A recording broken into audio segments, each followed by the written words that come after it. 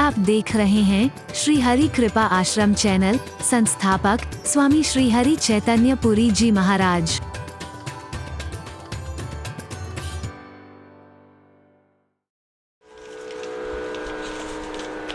अपनी समझ में साधु कौन होता है? अपनी समझ में पवित्र अपने आप को समझे कोई, तो इतने से कोई साधु और पवित्र नहीं हो जाता। भरत कह रहे हैं। और मेरे जो बार बार ऐसे शब्द निकलते हैं, इसका अर्थ तो ये निकल के आ रहा है, महात्मंद मैं साधु सुचाली। उसकी कुचाली है, मेरी सुचाली है। वो दुष्ट है और मैं साधु हूं। उर अस आनत कोटि कुचाली, मैं उसकी कुचाली कह रहा हूं।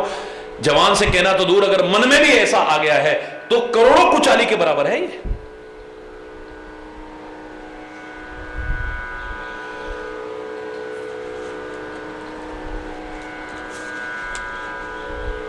ऐसा मन में आना भी अनुचित है, अपराध है एक। मैं किसी को दोष क्या दूं? सपने में भी किसी का कोई दोष नहीं है। ये मेरे दुर्भाग्य का परिणाम है। मेरे भाग्य में ऐसा आदमी जब ऐसी स्थिति में आता है ना, तो कभी किसी को दोष देगा, कभी किसी को दोष देगा, कभी किसी को दोष देगा। लेकिन मैं अंत में निष्कर्ष रूप में बता दूं, भरत ने भी अंत में यही कहा था कि मैं ही सकल, सारा दोष मेरा ही है। यानी विचार करोगे तो अपना ही दोष नजर आएगा, किसी और का दोष नजर नहीं आएगा। दोष कभी देखने हो तो अपने देखा करो, दूसरों के नहीं। अच्छाई कहीं देखनी हो तो दूसरों में देख करके अपने अंदर वो लाने की कोशिश करो, तब जीवन अच्छा बनेगा। हम दोष दूसरों के बताते हैं, अच्छाई अपनी सिद्ध करने की कोशिश करते हैं। कभी भी आजमाना, वो व्यक्ति अच्छा हो ही नहीं सकता है कभी। जो व्यक्ति दूसरों का दोष बता करके अपने आप को सही सिद्ध करने की कोशिश करे, विचारशील प्राणी तुरंत समझ जाएगा यह आदमी सही नहीं हो सकता है। विशेष तौर से महापुरुषों के सामने, विशेष तौर से परमात्मा के सामने, विशेष तौर से सदगुरु के सामने तो अपनी कमियों को उजागर करो, उन्हें दूर करके अच्छा बनने की कोशिश करो। बिन समझे निज अघ परिपाकू, जारियों जाए जननी कह काकू। हृदय हेर हार्यों सबोरा, एक ही भांत भले ही भल मोरा। हर तरफ मैंने ध्यान लगा के देख लिया है, बस एक ही तरफ मुझे नजर आता है अपना भला, बस और किसी में नहीं। गुरु गुसाई साहिब सी रामू, लागत मोह नीक परिणाम। चाहे मेरी गलती थी, चाहे कैकेयी की गलती थी, मेरी मां की गलती थी या किसी की गलती थी, मेरा भला होगा या नहीं होगा, हम सबकी भलाई होगी नहीं। बस एक बात जब विचार आती है तो लगता है कि भला ही होगा। गुरु वशिष्ठ जैसे हमारे सदगुरु और श्री राम जैसे हमारे स्वामी, हमारा बुरा हो ही नहीं सकता है। लेकिन इसका तात्पर्य ये कभी मत सोचिएगा भरत अच्छा जीवन बना करके ही शब्द कह रहा है। हम चाहे जैसा जीवन जीते हुए ये कह दें, हमारे है ना सदगुरु, हमारे है ना परमात्मा, वो उन्हीं के हैं, सबके होते हुए भी जो अच्छा जीवन जीते हैं, अच्छी सोच रखते हैं, अच्छे कर्म करते हैं, अच्छा आचरण रखते हैं, वो उन्हीं के हैं। लाभ वही उठा पाएंगे जो अपने आप को, सामान्यतः आप देखते हैं पारस भी उसी लोहे को सोना बना सकता है जिस पर जंग न लगा हो। और ये तो पारस नहीं, पारस तो इनके सामने कुछ भी नहीं है। मैं तो हमेशा कहा करता हूं, पारस तो लोहे को सोना ही बनाएगा, ये तो तुम्हें पारस ही बना देंगे। लेकिन उसके लिए आवश्यकता है साफ, या तो उन्हें समर्पित कर दो कि हम लाख प्रयास करके अपनी कमियां दूर नहीं कर पाए हैं, प्रयास फिर भी करते रहेंगे, हम प्रयास नहीं छोड़ेंगे, लेकिन आप भी कृपा कर दो तो ये मन हमारा पवित्र हो सकता है, हमारा जीवन पवित्र हो सकता है, सुंदर बन सकता है, सुभग बन सकता है। अगर लाख प्रयास करके हार गए हो और अपनी कमियों को दूर नहीं कर पाए हो, अपनी विकृतियों को दूर नहीं कर पाए हो, अपने दोषों को दूर नहीं कर पाए हो, तो सरेंडर कर दो बस। समर्पण कर दो कि हे सद्गुरुदेव, हे महापुरुष, हे परमात्मा, हम लाख कोशिश करके भी अपने जीवन से उन बुराइयों को दूर नहीं कर पाए हैं जो दूर करनी चाहिए थी। अपने मन को, अपने जीवन को, अपने विचारों को, अपने मस्तिष्क को पवित्र नहीं कर पाए हैं। प्रयास करते रहेंगे हम, लेकिन आपकी कृपा भी हो जाए तो सफलता मिल जाएगी। लागत मोहे नीक परिणाम, परिणाम मुझे अच्छा लग रहा है। सदगुरु हमारे वशिष्ठ जैसे हों, मुनिराज जैसे हों और स्वामी हमारे श्री राम जैसे हों तो परिणाम सुखद होगा, इतना निश्चित है। चरण शरण पकड़ लोगे तो संभावनाएं उतनी और बढ़ जाएंगी नीक परिणाम, अच्छे परिणाम की। गलत संगति में बैठोगे तो फिर परिणाम, हरि बोल।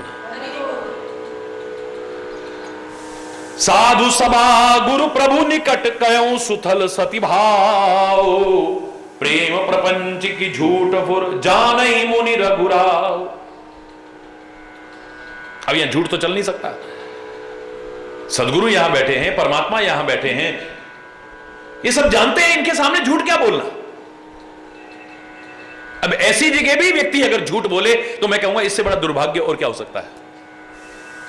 ऐसी जगह भी अगर कपट करे आदमी, इससे बड़ा दुर्भाग्य क्या हो सकता है। ऐसी जगह भी छुपाव करे, इससे बड़ा दुर्भाग्य क्या हो सकता है।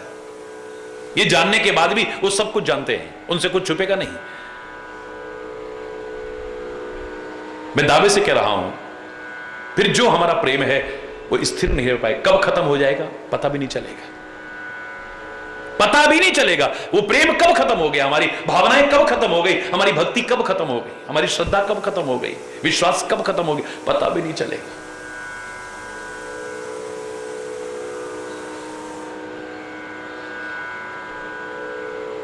सत्य कह रहा हूं मैं, हृदय के भाव कह रहा हूं, प्रपंच नहीं कह रहा हूं, झूठ नहीं कह रहा हूं। क्योंकि जाने ही मुनि रघुराव, मुनि भी सब कुछ जानते हैं और राम भी सब कुछ जानते हैं। इनके सामने मैं क्या झूठ बोलूंगा।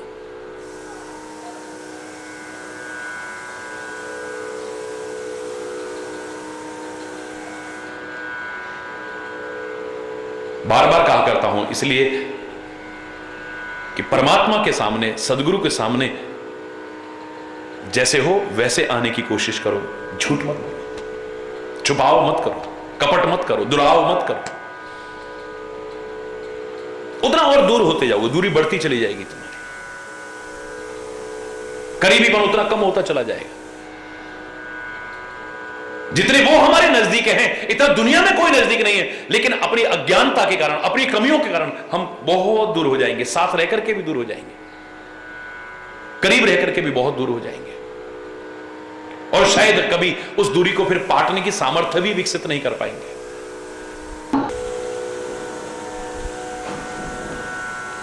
साधु सभा में सदगुरु और प्रभु के सामने मैं सत्य भाव से कह रहा हूं। भरत कहते हैं, अब मेरे अंदर प्रेम है या प्रपंच है, जो कह रहा हूं वो सच है या झूठ है, ना तो मेरे गुरुदेव से छुप सकता है, ना मेरे प्रभु से छुप सकता है। दुनिया से छुपा सकता हूं, लेकिन अपने सदगुरु और प्रभु से क्या छुपाऊं। यह भाव है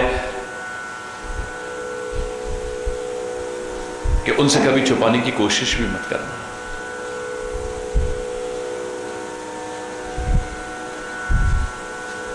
मूर्ख हैं, अज्ञानी हैं जो परमात्मा और सदगुरु से छुपाने की कोशिश करते हैं, असत्य बोलने की कोशिश करते हैं।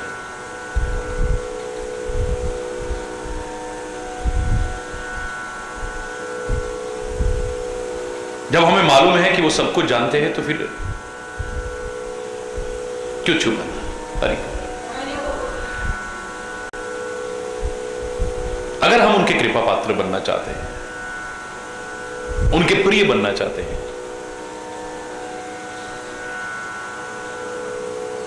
मेरे हृदय की जो भाव है वो मैं व्यक्त कर रहा हूं। महाराजा दशरथ प्रेम के कारण अपने शरीर का परित्याग कर देते हैं, प्रेम का प्रण निर्वाहित करते हैं, और मां कैकेयी अपनी कुमति का प्रदर्शन करती है। सारी दुनिया जानती है, ये दोनों चीजें सारी दुनिया ने देखी हैं, साक्षी है सारी दुनिया इन दोनों।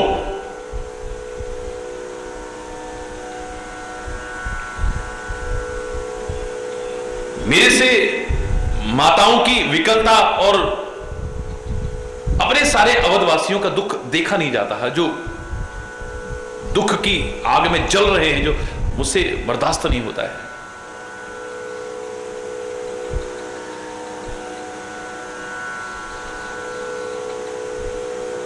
यहां पर एक और शिक्षा मिलती है कि सच्चा भक्त वही हो सकता है जो किसी को दुखी न देख सके। जो किसी को दुख में देख करके प्रसन्न होता है वो भक्त हो ही नहीं सकता है।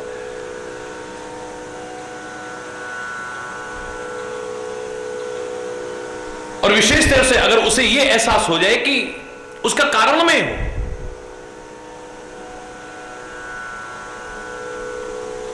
ना भी हो तो भी, लेकिन यह पता लगने के बाद, अंदर से एहसास होने के बाद कि मही सकल अनर्थ कर मूला, सारे अनर्थ की जड़ तो मैं हूं।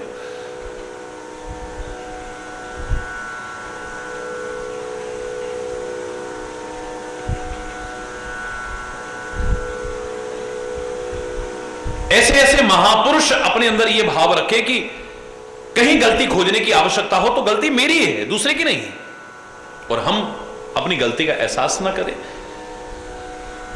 फिर अपने आप को भक्त समझें, फिर अपने आप को सेवक समझें, फिर अपने आप को प्रेमी समझें, तो ये शब्द भी शर्माते होंगे, लज्जित होते होंगे। कबीर जैसा विचार करके कहता है, बुरा जो देखन में चला बुरा न मिले या कोई, जो दिल खोजा अपना मुझसे बुरा न कोई। कहीं पर अगर कमी खोजने का नंबर आता है तो व्यक्ति को अपनी कमी खोजनी चाहिए और उसे दूर करके अपने जीवन को और अच्छा बनाने की कोशिश करनी चाहिए। अच्छाई देखने का नंबर आए तो अपनी नहीं, औरों की अच्छाइयां देख करके प्रेरणा लें, उसे अपनाएं, अपने जीवन को और अच्छा बनाने की कोशिश करें। एक एक गुण भी अपने अंदर लाने की कोशिश करोगे, एक दिन गुणों के भंडार हो जाओगे। एक एक दोष भी अगर अपने अंदर लाने की कोशिश करें, एक दिन दोष परिपूर्ण हो जाएगा जीवन। अभी आप पर निर्भर करता है कि अपने जीवन को गुण से परिपूर्ण बनाना चाहते हैं या दोष से परिपूर्ण बनाना चाहते हैं, अच्छाइयों से भरा हुआ बनाना चाहते हैं या बुराइयों से भरा हुआ बनाना चाहते हैं।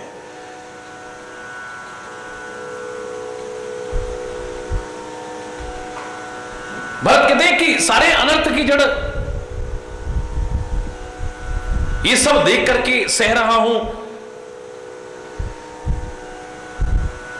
श्री राम के कष्ट उठाने का कारण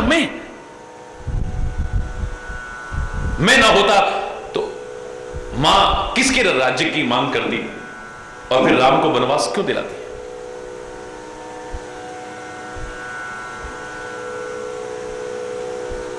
जिनको देख करके मार्ग के सांपनी और बिच्छू भी अपने विष का परित्याग कर दे। यहां पर दिखाया है कि परमात्मा के स्वरूप की विशेषता क्या है,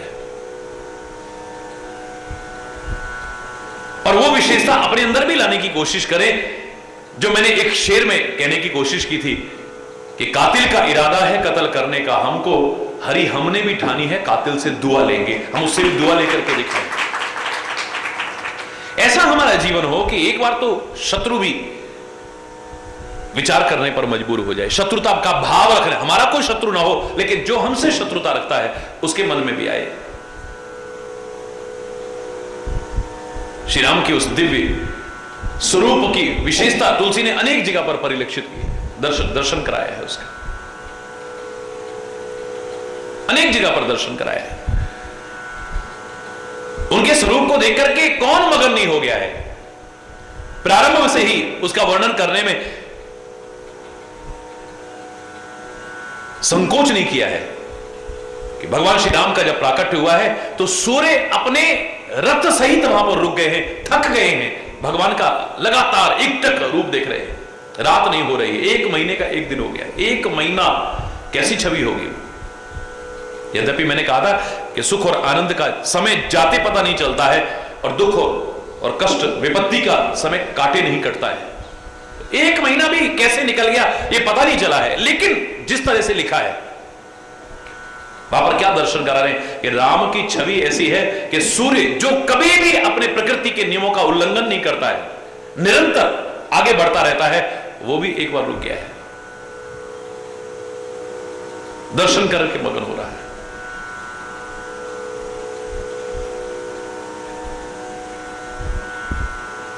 जनकपुर में गए हैं तो जनकपुर वासी किस किस रूप में उनके दर्शन कर रहे हैं, तुलसी कितने विस्तार से वर्णन करता है। और जब सारे के सारे जनकपुर में प्रशंसा होने लगी और वो प्रशंसा देवलोक तक में पहुंची, तो देवताओं को जलन होने लगी कि संसार का ऐसा कौन सा मानव है जो इतना सुंदर हो गया कि लोग कह रहे हैं कि देवता भी इनके सामने कुछ नहीं है। विष्णु की भी स्वरूप की आलोचना इनके स्वरूप के सामने कर रहे हैं कि विष्णु भी 4 भुजा वाला है, कैसे अच्छा लगेगा वो। ब्रह्मा 4 मुख वाला है, कैसे अच्छा लगेगा वो। शंकर 5 मुंह वाला है, 3 नेत्र वाला, कैसे अच्छा लगेगा। लोग ये बातें कर रहे हैं वहां पर। ये रूप इसके सामने तो कोई रूप अच्छा ही नहीं लगता है। तो उन्होंने कहा जाकर के देखो, वृतांत तो बड़ा प्यारा है। तो देवताओं ने पंच नियुक्त किए कि जाओ जाकर के देखो कि इतना सुंदर कौन आ गया है जिसके सामने देवताओं का स्वरूप भी फीका लगने लगा है इनको, संसार के लोगों को जो इतने सुंदर होते हैं।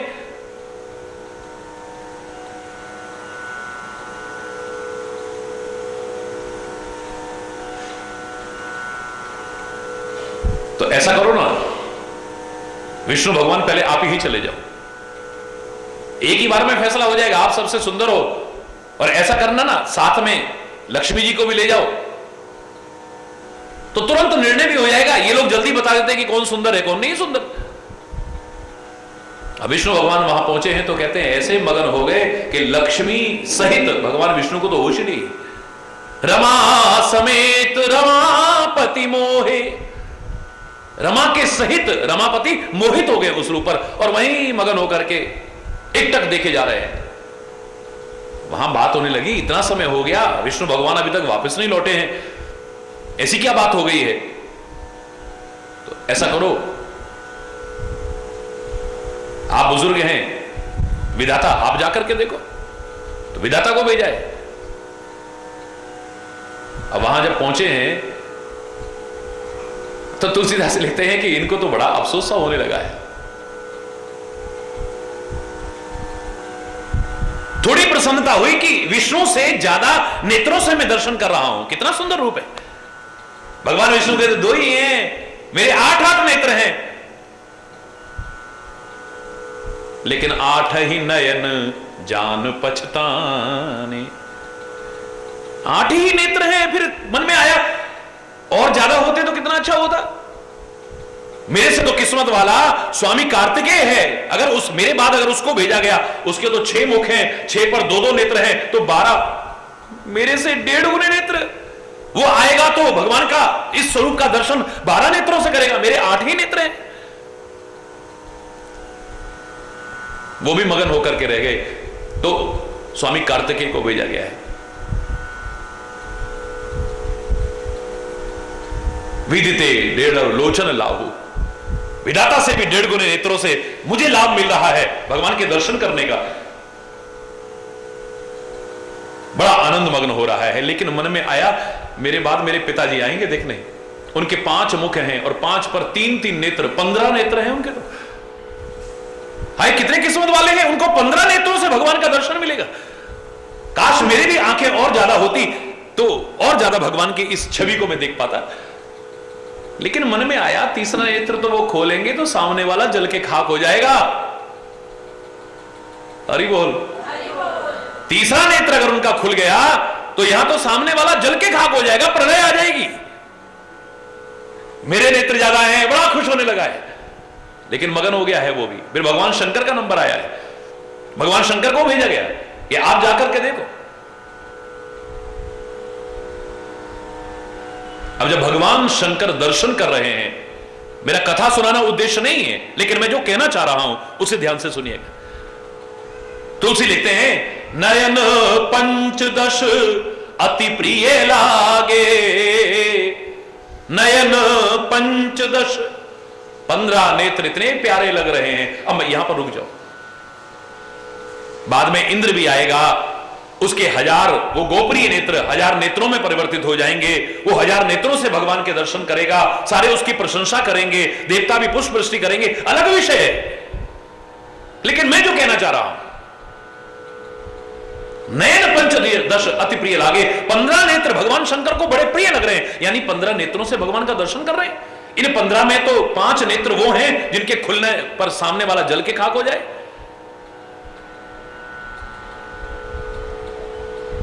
लेकिन जनकपुर में कोई जला हो, खाक हुआ हो या प्रलय आई हो, ऐसा तो वर्णन कहीं नहीं मिलता है। आखिर क्या हुआ है ऐसा? तो भगवान शंकर के उस प्रलयंकारी नेत्र की वो प्रलयंकारता भी समाप्त हो जाए, ज्वलनशीलता समाप्त हो जाए, इससे ज्यादा और आदर्श उदाहरण क्या मिल सकता है? ऐसा स्वरूप है भगवान का, ऐसा स्वरूप है भगवान का। इतना ही नहीं है, ऋषि मुनि मगन हो रहे हैं, यह कोई बहुत बड़ी बात नहीं। वनवासी मगन हो रहे हैं भगवान के रूप को देख करके, यह कोई बहुत बड़ी बात नहीं है। जनकपुर और अवधपुरवासी प्रसन्न हो रहे हैं और मगन हो रहे हैं, यह कोई बहुत बड़ी बात नहीं है। लेकिन यहां तो भरत जी कहते हैं, तजहि विषम विष सांपिन बीछी, सर्पणी और बिच्छू भी अपने विष का परित्याग कर दें, जिनका स्पर्श पा करके, जिनके रूप देख करके, जिन्हें देखे देख करके, जिनके दर्शन करके। सर्पणी कहा है, सर्पणी कहा है क्योंकि सर्पणी सर्प से भी ज्यादा खतरनाक होती है। अपने अंडों को भी जो खा जाए, हरि बोल, वो कितनी खतरनाक होगी, बोलो।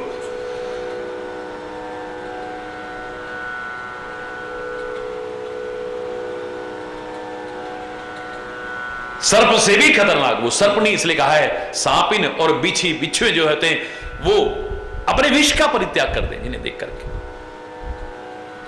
पैर भी पड़ जाए तो वो काटने की कोशिश न करे। जी नहीं निरखी मग सांपिन बीछी, तजहि विषम विष तामस तीज, अपने विषम विष का परित्याग कर देते हैं, अपने तामस का परित्याग कर देते हैं, अपने क्रोध का। कितने भी सर्पणी फुनकारी हो, इनका दर्शन करके वो भी शांत हो जाती है। हरि बोल।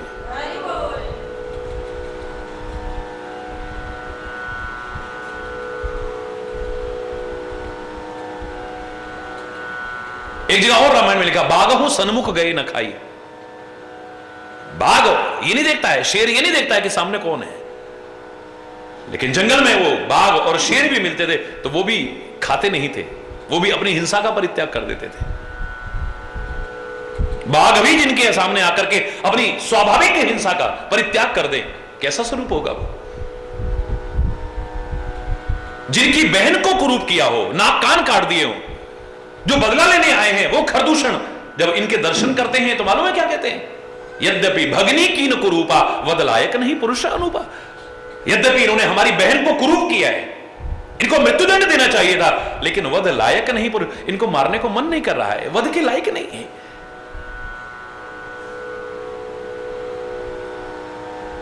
शत्रु के मन में भी जिसके प्रति भाव आ जाए, कैसा स्वरूप होगा, विचार करके देखिए आप।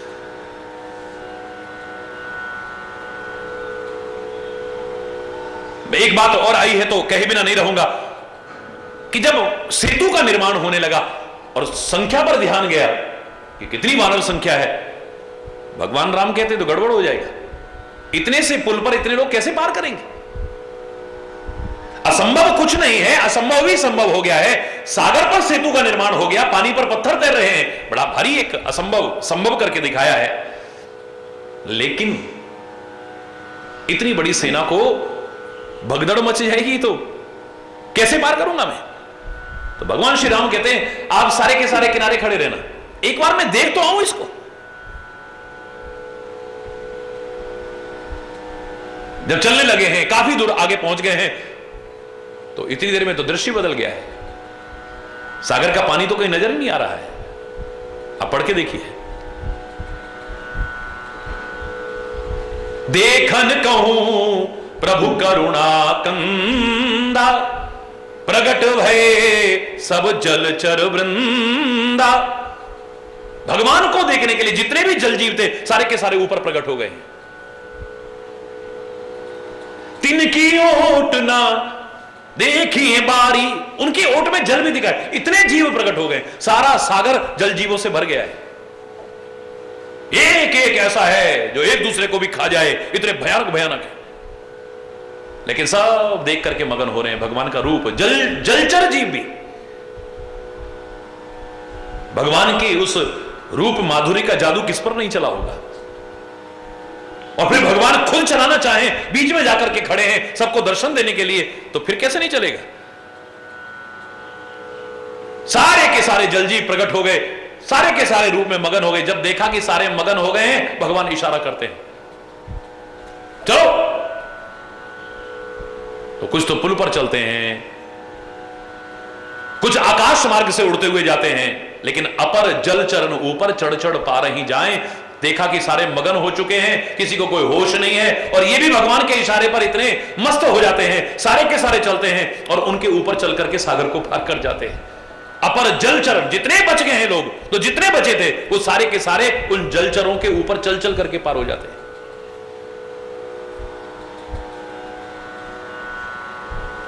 जिनके सामने आकर के हिंसक भी हिंसा त्याग दे। तेर रघुनंदन लखन सिए अनहित लागे जाहि, वो राम सीता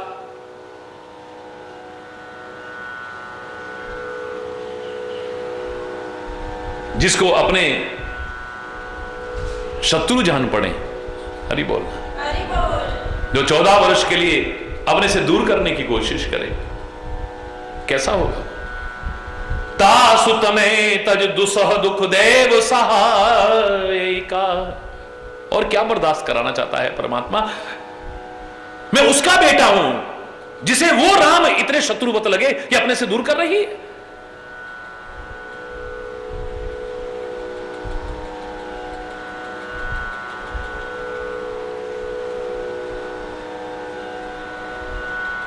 हरि बोल। बड़ी व्याकुलता हो रही है। ये सब सोच सोच करके भरत का दुख, भरत की विनय, भरत का प्रेम वर्णन नहीं किया जा सकता।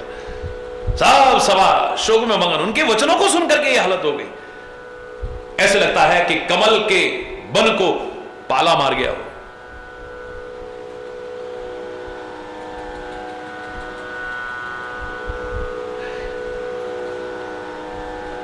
भरत को बहुत समझाने की कोशिश करते हैं सब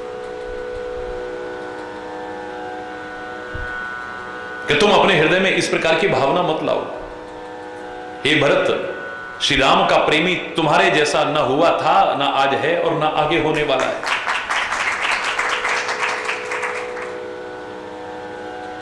तुम राम से जितना प्यार करते हो, और या ये कहें कि राम तुमसे जितना प्यार करते हैं, इतना तो शायद कहीं और उदाहरण मिलेगा भी नहीं। मैं आपको बार बार कह रहा हूं कि हम प्यार न भी करें तो हम अपने आप को प्रेमी समझते हैं। इतना सा भी प्यार हो, हम सोचते हैं हमारा कितना बड़ा प्यार है। हमारे मन के अनुकूल ना हो तो हम प्रश्न पूछते हैं, हमारे प्यार में क्या कमी है, हमारे प्यार में क्या कमी है। लेकिन जिसका प्यार है उसे तो अपने प्यार में कमी ही कमी नजर आती है। काश और हो जाए, और होता है। प्यार में, भक्ति में, भगवान के जप में, अच्छे कर्मों में तो कमी नजर आनी चाहिए। जहां कमी नजर आनी चाहिए वहां हमें कमी नजर नहीं आती, और जहां नहीं आनी चाहिए, संतोष होना चाहिए, वहां हमें नहीं होता है।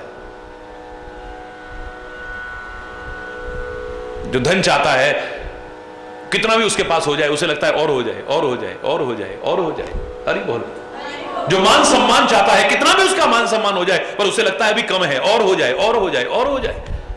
दुनिया भर के सुख साधन जो चाहता है, कितने भी उसके पास हो जाए, उसे लगता है और हो जाए, और हो जाए।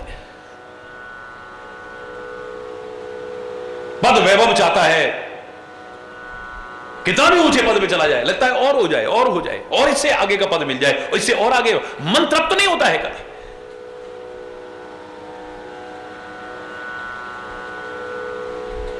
ऐसे ही सच्चा भक्त कहता है कि भक्ति और हो जाए और हो जाए, प्रेमी कहता है प्रेम और हो जाए और हो जाए। जो भगवान के नाम जप का महत्व, उसे लगता है कि बहुत कम हो रहा है, एक सांस भी मुझे वृथा नहीं होना चाहिए, और जितना ज्यादा हो जाए और जितना ज्यादा हो जाए उतना ही कम है। ये जितना बढ़ेगा उतना ही जीवन उन्नति की ओर आगे बढ़ेगा।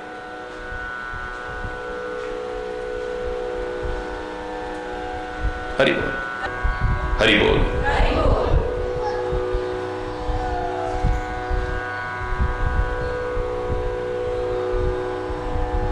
भरत के उस ग्लानि को सुनकर के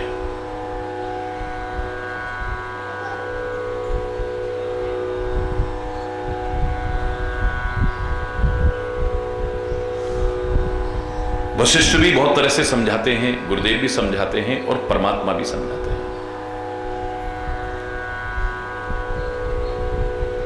हे भरत,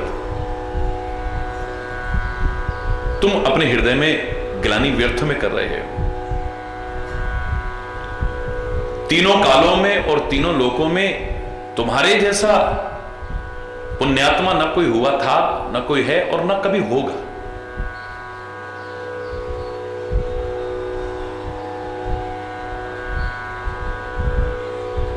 न भूतो न भविष्यति।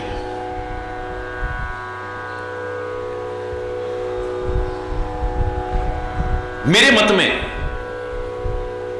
तुम्हारे जैसा धर्मात्मा, तुम्हारे जैसा पुण्यात्मा, तुम्हारे जैसा सत्यात्मा और कोई नहीं हो सकता है। तुम्हारे जैसा प्रेमी, तुम्हारे जैसा सेवक, तुम्हारे जैसा भक्त और कोई नहीं हो सकता है। हम लोग कुछ नहीं होते फिर भी अपने आप को पता नहीं क्या समझते हैं। मैंने कल भी आपसे कहा, क्यों हमारे प्यार में कोई कमी है क्या? हमारे प्यार में कोई कमी है क्या? क्या हम प्यार नहीं करते क्या? हम ये कहते हैं, और जिनका होता है वो कहते हैं काश और हो जाए, काश और हो जाए। अभी तो हमें बहुत कमी लग रही है, अभी तो हमें अपने प्यार में बहुत कमी लग रही है, बहुत कमी लग रही है। विकारों के भरे हुए हम अभिमानवश कहते हैं हमारी क्या गलती है, हमारी क्या गलती है। यहां तो भरत की कोई गलती नहीं है, फिर भी कह रहा है मही सकल अनर्थ करे, तो सारे अनर्थ की जड़ तो मैं हूं। मो समान को पाप निवासु, मेरे जैसा पाप का घर कौन होगा? मेरी वजह से राम को वनवास हुआ, मेरी वजह से सीता और लक्ष्मण जंगल के कष्ट उठा रहे हैं।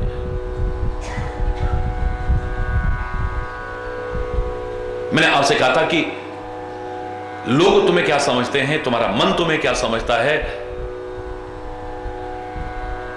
ये इतना महत्वपूर्ण नहीं है।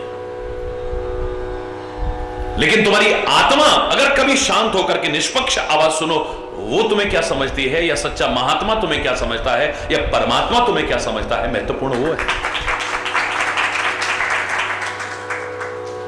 लोग अज्ञानतावश आपको गलत समझते हो, हमेशा आप गलत होंगे कोई गारंटी नहीं है।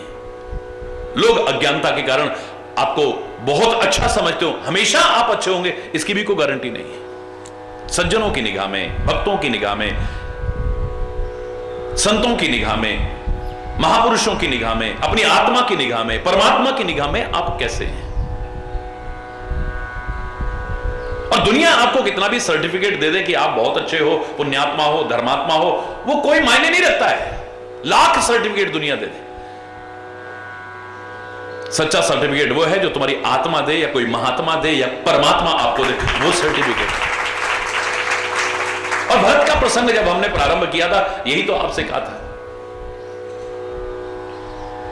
माताएं भी कह रही हैं कि तेरे जैसा कोई हो ही नहीं सकता है, राम से प्यार करने वाला, और राम भी जिससे प्यार करते हो ऐसा तेरे अलावा कोई दूसरा नहीं हो सकता है। सारे संत ऋषि मुनि भी एक स्वर में यही कहते हैं, गुरुदेव भी यही कहते हैं, यहां तक कि राम भी कह रहे हैं कि मेरे लिए तुम्हारे जैसा प्रिय और तुमको मेरे जैसा प्रिय ना कोई था, ना कोई है और ना कोई होने वाला है। इससे बड़ा सर्टिफिकेट और क्या हो। लक्ष्मण भी चाहे कह दे कि लगता है भरत को राजमद हो गया है, अभिमान आ गया है राज्य पाकर के। अब जंगल में हमें खत्म करने आए होंगे सेना लेकर के, वरना क्यों आते? सोचा होगा 14 वर्ष बाद श्री राम वापिस लौट करके कहीं राज्य ना मांग ले, मन में ही खत्म कर दे उन्हें, निष्कंटक राज्य करेंगे। आज मैं छोड़ूंगा नहीं भरत को सेना सहित, दोनों भाइयों को सेना सहित आज युद्ध भूमि में न सुला दिया तो मेरा नाम भी लक्ष्मण नहीं है।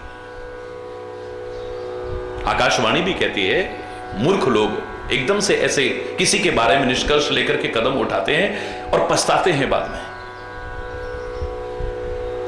पहले विचार करो, एकदम से ऐसे निर्णय मत लो।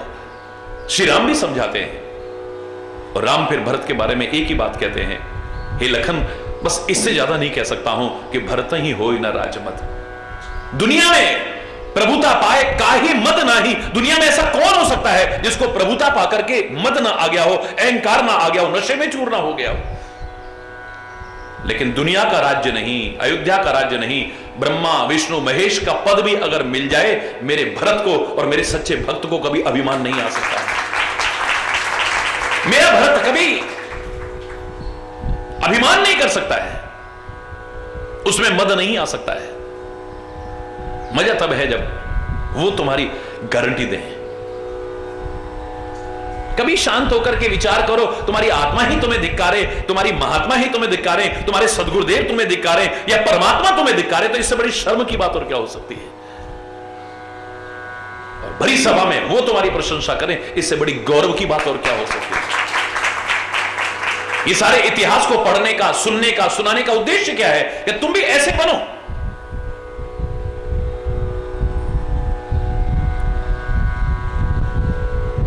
जिन्हें गिलानी हुई, जिन्हें शर्मिंदगी का सामना करना पड़ा, जिन्हें जीवन में पश्चाताप का सामना, वैसे बनने की कोशिश मत करो। वो गलतियां तुम मत दोहराना।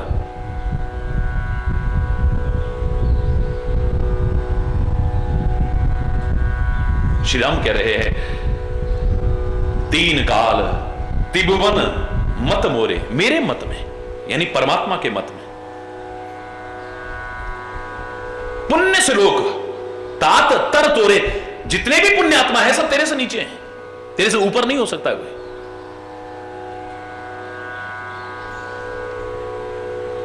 तेरे लिए किसी के मन में अगर कुटिलता आती है कि भरत ऐसा हो सकता है, भरत ऐसा हो सकता है, उसका लोक परलोक सब नष्ट हो जाएगा।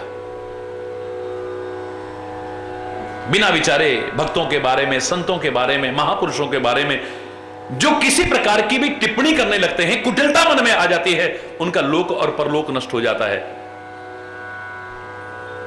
सुख शांति के अधिकारी नहीं बन पाते हो। ऐसे पुण्यात्मा के लिए, ऐसे धर्मात्मा के लिए। लेकिन तुमसे भी कह रहा हूं, लोगों से तो कह रहा हूं कि अपना लोक परलोक नष्ट मत करो किसी के बारे में ऐसे कुटिलता मन में ला करके। लेकिन भरत, एक बात तुमसे भी कहूंगा मैं, दोष दे जननी जग सोई,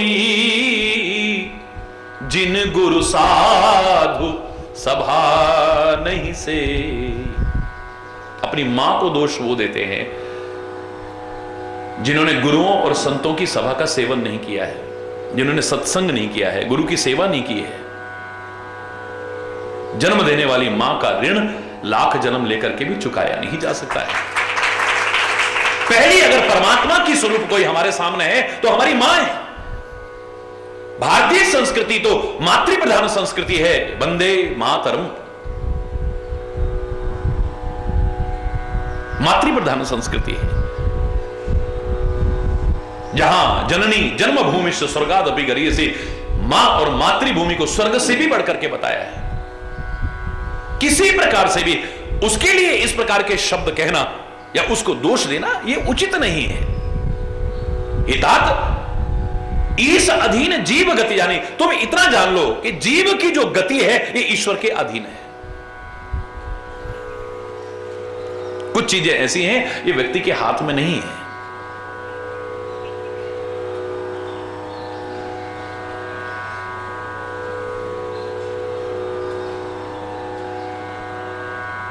इसलिए मां को दोष देना उचित नहीं है। तुम बार बार जो मां की बात करते हो, मिटहि पाप प्रचंच सब अखिल अमंगल भार। बाकी तुम्हारे बारे में तो मैं इतना कह सकता हूं, लोक सुजस परलोक सुख सुमिरत नाम तुम्हार। परमात्मा का नाम लेकर के पाप प्रपंच मिट जाते हैं, अमंगल सारे खत्म हो जाते हैं, लोक में सुजस मिलता है, परलोक में सुख मिलता है। लेकिन यहां तो परमात्मा का नाम नहीं है भरत, तेरा भी जो नाम लेगा उसको भी यही फल प्राप्त हो। तुम्हारा नाम लेकर के ही पाप प्रपंच मिट जाएंगे।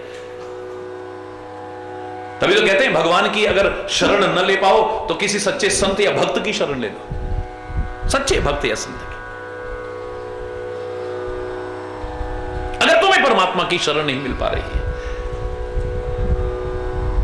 यद्यपि सबके लिए सुलभ है वो, कोई ऐसा नहीं है जो परमात्मा की शरण में आने का अधिकारी ना हो।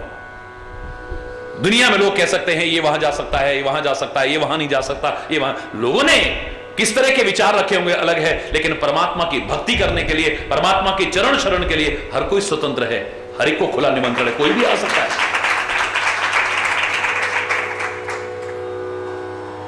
ना कोई जाति का भेद है, ना कोई धर्म का भेद है, ना कोई ऊंच नीच का भेद है, किसी प्रकार का कोई बात। परमात्मा की भक्ति करने का अधिकारी हर कोई हो सकता है, क्योंकि परमात्मा सबका है, परमात्मा किसी एक का नहीं हो सकता है। सारी सृष्टि को उसी ने पैदा करा है। तो तुम्हारी निगाह में कोई ऊंचा नीचा हो सकता है, तुम्हारी निगाह में कोई छूत अछूत हो सकता है, लेकिन परमात्मा की निगाह में नहीं हो सकता, महापुरुषों की निगाह में नहीं हो सकता, संतों की निगाह में नहीं हो सकता, और उसकी विभूतियों की निगाह में नहीं हो सकता है। ईश्वर के अधीन है जीव की गति।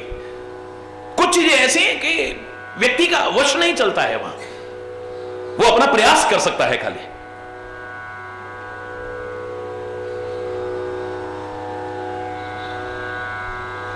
यश अपयश विधि हाथ।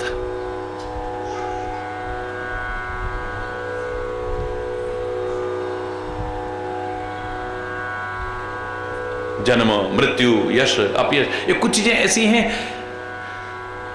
इसलिए भगवान कृष्ण ने भी सरल शब्दों में कहा था कर्मण्येवाधिकारस्ते मां फलेषु कदाचन। तेरे हाथ में बस कर्म है, तेरे अधिकार क्षेत्र में कर्म है, तू किए जा बस। परिणाम क्या होगा ये तेरे हाथ में नहीं है। इतना कहा जा सकता है कि तू अच्छा कर रहा है तो परिणाम अच्छा ही होगा, बुरा नहीं हो सकता है, और बुरा करेगा तो परिणाम बुरा ही होगा। बाकी यश मिलेगा अपयश मिलेगा, अच्छा होगा बुरा होगा, जीवन मृत्यु ये वो सब, कितना फल मिलेगा कितना फल नहीं मिलेगा, ये तेरे हाथ की चीज नहीं है, तेरे अधिकार क्षेत्र का विषय नहीं है, ये उसके अधिकार क्षेत्र में है। तेरे अधिकार क्षेत्र में बस कर्म है, कर्तव्य का पालन है, तू उसको किए जा बस। फल की इच्छा करना भी तेरे अधिकार क्षेत्र है, क्योंकि तूने जो फल की कामना की है या तूने जो फल विचार किया है, मेरे इस कर्म का इतना फल मिलेगा, अगर उतना न मिला तो कितना भी मिल जाए तू सुखी नहीं होगा। तूने सोचा कि मेरे को 100 रुपए मिलेंगे और तेरे को 95 रुपए मिले, 95 रुपए मिलने की खुशी नहीं होगी, 5 कम मिले हैं इसका दुख होगा। मैंने तो 100 रुपए सोचा था। परीक्षा में तेरे को 95% अंक की मिलने की उम्मीद थी और तेरे को मिले 94%। इतने बच्चे फेल हो गए, किसी की फर्स्ट डिवीजन नहीं आई, तेरे 94% आए। 95 तूने सोचा था, 95% नहीं आए तो 1% ना आने का दुख सलता है। 94% आ गए उसकी खुशी नहीं होगी। मैंने इतना सोचा था, 1% कम कैसे रह गए, बस इसी को सोचता रह जाएगा। अरे तू अपना काम कर, फल की इच्छा का भी परित्याग कर दे। अगर तू अच्छा कर रहा है तो फल अच्छा ही होगा, बुरा नहीं हो सकता है। कहूं सुभाव सत्य शिव साखी, स्वाभाविक बात कर रहा हूं, भगवान शंकर को साक्षी करके कह रहा हूं। भरत भूमि रहे राउर राखी, ये तुम्हारे रखे ही पृथ्वी टिकी हुई है, भगवान भी कहते हैं। इसलिए ध्यान रखो कि ये सब भक्तों से कह रहे हैं, संसार के सब लोगों से कह रहे हैं कि जो भक्त हैं संत हैं उनके बल पर ही पृथ्वी टिकी है, वरना कब की पाताल लोक में समा गई होती है। दुनिया में इतना अनर्थ हो रहा है, इतना अधर्म हो रहा है, इतना अत्याचार हो रहा है, इतना सब कुछ होने के बाद फिर पृथ्वी टिकी हुई है। कुछ हैं पुण्यात्मा, कुछ हैं धर्मात्मा, उनके बल पर टिकी है। याद करो मैंने क्या कहा था एक पत्रकार के ये पूछने पर कि महाराज जी इतने संत महापुरुष हैं दुनिया में, उसके बावजूद दुनिया में ऐसा हो रहा है, क्या हालत हुई बड़ी है। तो मैंने इतना कहा था यद्यपि जितने तुम गिन रहे हो वो सब संत हैं, ये कोई गारंटी नहीं है। शैले शैले न माणिक्यम मौक्तिम न गजे गजे साधवो नहीं सर्वत्र चंदनम न बने बने। पर्वत बहुत हैं लेकिन उसमें मणिमाणिक्य की खान हर जगह नहीं होती। हाथी बहुत हैं लेकिन हर हाथी के सिर पर मोती नहीं होता है, गजमुक्ता जिसको कहते हैं। जंगल बहुत हैं लेकिन चंदन के वृक्ष हर जंगल में नहीं होते हैं। ऐसे वेशधारी बहुत हैं पर हर कोई संत नहीं होता है। लेकिन फिर भी अगर तुमने पूछा है इतने संत महापुरुष दुनिया में, फिर दुनिया की हालत है, मैं इतना ही उत्तर दे सकता हूं, इतने हैं तो ये हालत है। अगर ये ना होते तो पता नहीं क्या हालत हो जाती दुनिया। अगर ये भी ना होते तो पता नहीं क्या होता दुनिया। भगवान राम कह रहे हैं हे भरत तुम्हारे बल पर यह पृथ्वी टिकी है, वरना इस पृथ्वी का क्या होता कुछ पता नहीं। राक्षसों ने इतना अत्याचार कर रहा है, इतने जीव सताए जा रहे हैं, इतना अधर्म हो रहा है, इतना अत्याचार हो रहा है, और फिर ये दुनिया टिकी हुई है। कह हूं स्वाभाविक कह रहा हूं, बना करके नहीं कह रहा हूं, राम कह रहे हैं। अब आप कहोगे भगवान को प्रमाण देने की जरूरत है कि मैं झूठ नहीं बोल रहा हूं, बना करके नहीं कह रहा हूं। तुम लोग ऐसी बातों पर ही विश्वास करते हो, इसलिए भगवान तक को ऐसा बोलना पड़ता है। सत्य शिव सत्य बोल रहा हूं मैं। भगवान शंकर को साक्षी, भगवान शंकर की कसम खा के कह रहे हैं भगवान राम हरि बोल।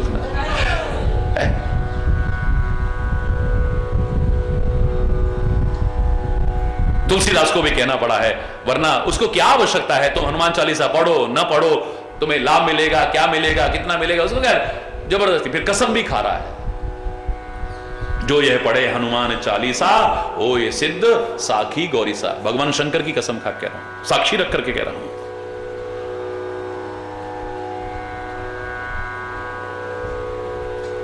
क्योंकि महापुरुष तुम्हें समझाने के लिए तुम्हारी भाषा में बात करते हैं, तुम्हारे स्तर पर उतर करके बात करते हैं, इसलिए अवतार कहा जाता है उनका। तुम्हारे स्तर पर उतर आते हैं। एमए पीएचडी पास मास्टर है, लेकिन जब पहली क्लास के बच्चों को का से कबूतर, ए फॉर एप्पल, बिल्कुल टोन भी वही है, लहजा भी वही है, स्तर भी वही स्टैंडर्ड पर आ गया है, जिस स्टैंडर्ड को सिखाने की कोशिश कर। क्योंकि जिसको तुम सिखाना चाहो उसके स्तर पर उतर करके अगर नहीं सिखाओगे तो सामने वाला नहीं सीख पाएगा। माता पिता बच्चों को सिखाना चाहे, शिक्षक विद्यार्थी को सिखाना चाहे, संत समाज को सिखाना चाहे, गुरु शिष्य को सिखाना चाहे, यहां तक कि वो परब्रह्म परमात्मा इस दुनिया को सिखाना चाहे, अवतार लेकर के आए, तो लोगों के स्तर पर उतर करके ही सिखाना पड़ेगा, वरना कोई प्रभाव पड़ने वाला नहीं। पर हमारी बुद्धि कई बार भ्रमित हो जाती है, इनमें और हमें फर्क क्या है। ले एक छोटा सा बच्चा कहेगा हमको भी आता है, कहां से, मास्टर जी को भी उतना आता है। उसको क्या पता इसका अंदर का स्तर क्या है। हरि बोलना, जोर से बोलो।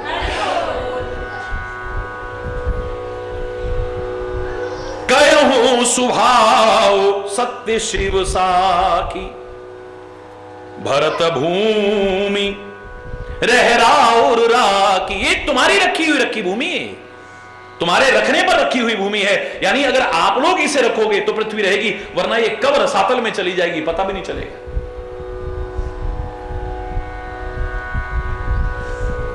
इसलिए अपने मन में कुतर्क मत करो विभिन्न प्रकार की।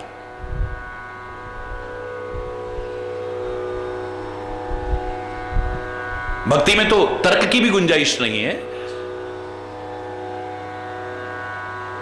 राम अतर्क बुद्धि मन बानी।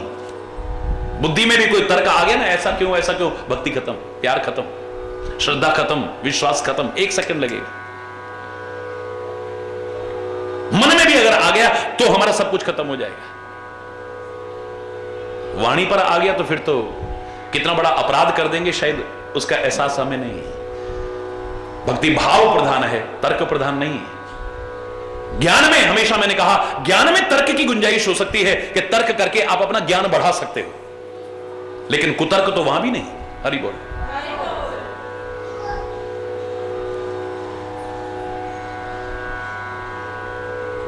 कुतर्क वहां भी नहीं। कुतर्क तो किसी प्रकार का भी नहीं आना चाहिए हमारे मन। तभी मैंने कहा था ना, भगवान गणेश चूहे को अपने नीचे दबा करके रखते हैं, यह प्रतीकात्मक है। जब गणेश जी का मैंने वर्णन किया था तो क्या कहा था आपसे, चूहा कुतरने का प्रतीक है। कुतरना यानी सब कुछ काट छांट के बेकार, कीमती से कीमती चीज को बेकार कर देते। और कुतर्क करने वाले भी क्या करते हैं, अच्छे से अच्छी चीज को काट छांट के बेकार कर देते, अच्छी सी बात को बेकार कर देंगे। चूहा कुतरने का प्रतीक है, कुतरना कुतर्क बुद्धि का परिचायक है। तो व्यक्ति अगर सफलता चाहता है तो अपनी कुतर्क बुद्धि को, जैसे भगवान गणेश ने चूहा नीचे दबा करके रखा हुआ है, इसको दबा करके यानी अपने अंकुश में रखना, इसे स्वतंत्र मत छोड़ना, वरना तुम्हारा सब कुछ खत्म करके रख देगी। तुम्हारी भक्ति, तुम्हारा भाव, तुम्हारा प्यार, तुम्हारी श्रद्धा, तुम्हारा विश्वास कुछ नहीं रहने दे। ये कुतर्क विधि तुम्हारा प्यार, आपसी प्यार भी नहीं रहने देगी। लड़ोगे, झगड़ोगे, विवाद करोगे, क्या होगा?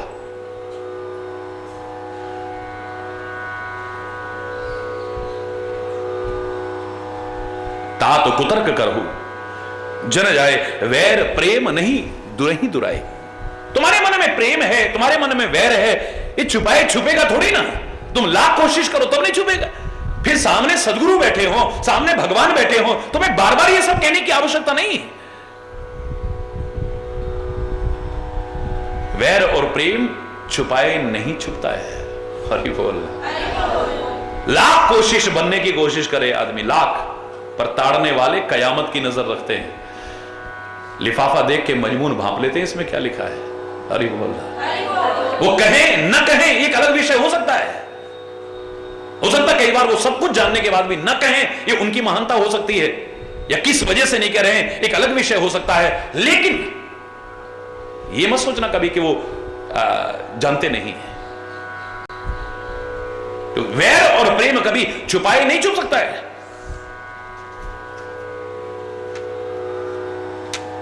ऋषि मुनियों के पास तो हिरण भी चले जाते हैं, जंगल के जीव भी चले जाते हैं, लेकिन शिकारी के पास से दूर भागते हैं। क्यों? उनको कैसे पता लग गया?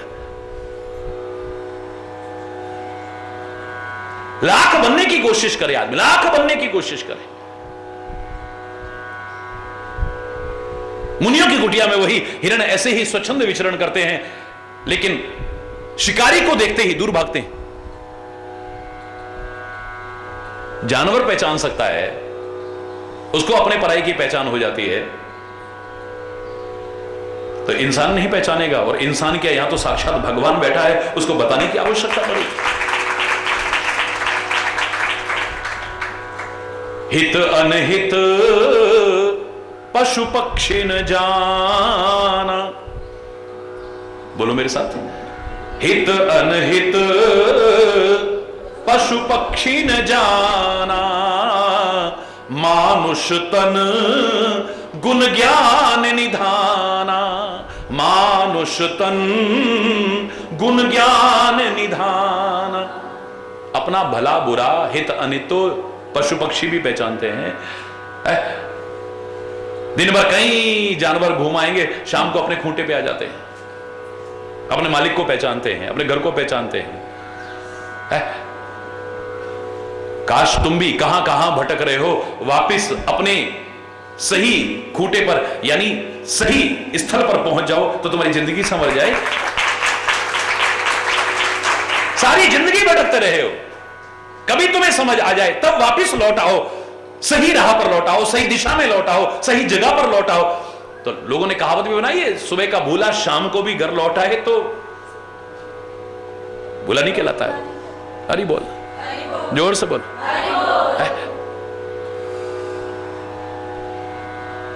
लेकिन हम नहीं समझ रहे हैं उस चीज को।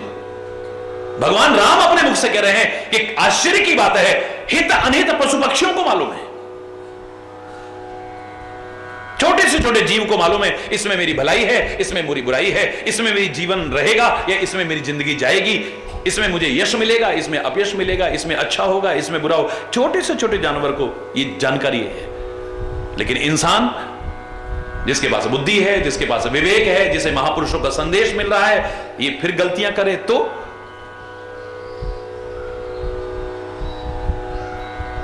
इससे बड़ी शर्म की बात और क्या हो सकती है? कॉर्बेट पार्क जैसे पार्कों में कभी जाएं घूमने तो क्या देखते हैं, आपकी गाड़ी के आगे आ जाएंगे, हिरण भी आ जाएगा, बाघ भी आ जाएगा, दुनिया भर के जानवर, हाथी आ जाएंगे। कोई उनको कैसे पता लग गया है कि यहां पर हमारी सुरक्षा का इंतजाम है? वही यहां पर शहर के अंदर कभी आएगा तो भागेगा यहां से, तुम्हें देख करके भागता है। क्यों? उसको पता है ये परेशान करेंगे। छोटे से छोटे जीव को ये एहसास है कि इसमें मेरा भला है, इसमें मेरा बुरा है। मजाक की बात लगेगी लेकिन मैं खा करता हूं, छोटे से जीव को देखो जो हमारी माताओं बहनों के सिर में कई बार पड़ जाता है, वो जरा सा एक दूसरे को जब देखते हैं ऐसे नाखून आगे बढ़ेंगे तो वो छोटे से जंगल में भागने की कोशिश करता है।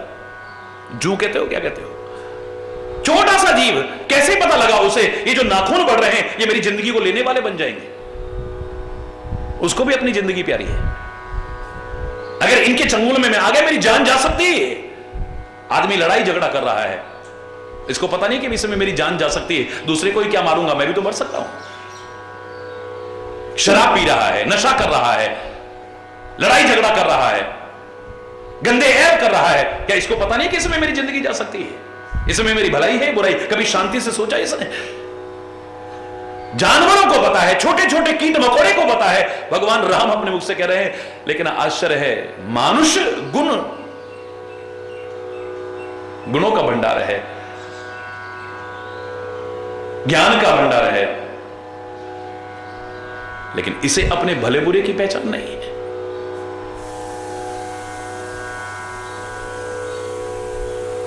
तभी तो इसे इंसान भी कहने में शर्म आती है कई बार ऐसे लोगों को। याद करो इंसान कौन है। जब इस पर मैं व्याख्या कर रहा था तो एक भजन सुनाया था और भजन की अंतिम पंक्ति क्या थी? बिना सोचे ही यह इंसान गलत रास्ते पे जाता है, बिना सोचे ही यह इंसान गलत रास्ते पे जाता है। ये खुद ही क्या औरों को गलत रास्ता दिखाता है, ये खुद ही क्या औरों को गलत रास्ता दिखाता है।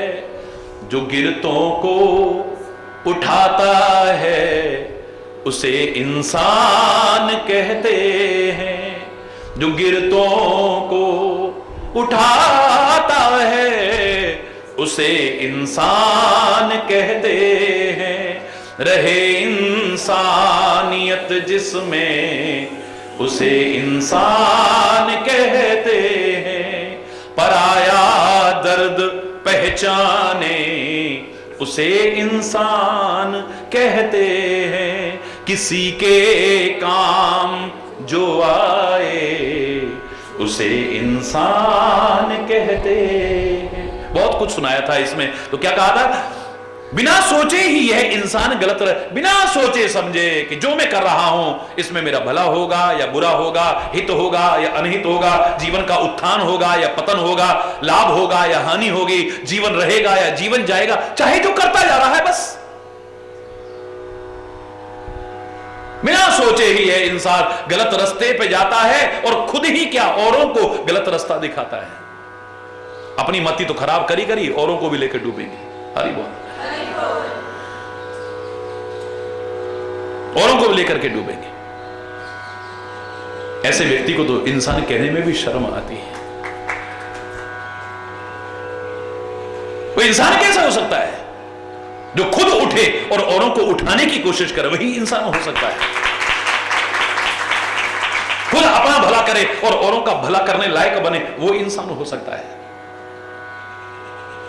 किसी का दुख दर्द पहचान सके वो इंसान हो सकता है। किसी के काम आ सके वो इंसान हो सकता है। इंसानियत है जिसमें, सच्ची मानवता है जिसमें, वो इंसान हो सकता है। अगर गलतियां हो भी गई हैं कोई बात नहीं, वो गलती करके सुधर जाए और दोबारा न दोहराए उन गलतियों को, वो इंसान हो सकता है। अगर गिर भी पड़ा है तो कोई बात नहीं, उठ जाए और फिर दोबारा ना गिरे, संभल करके चले, बार बार ठोकर ना खाए, वो इंसान हो सकता है।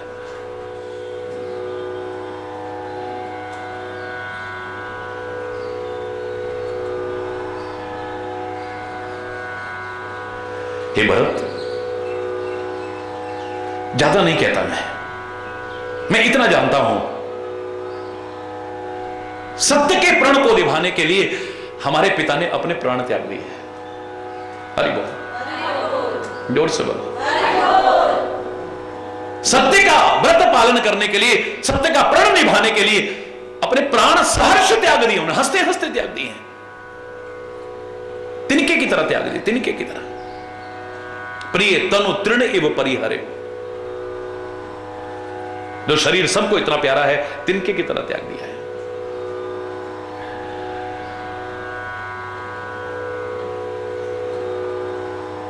और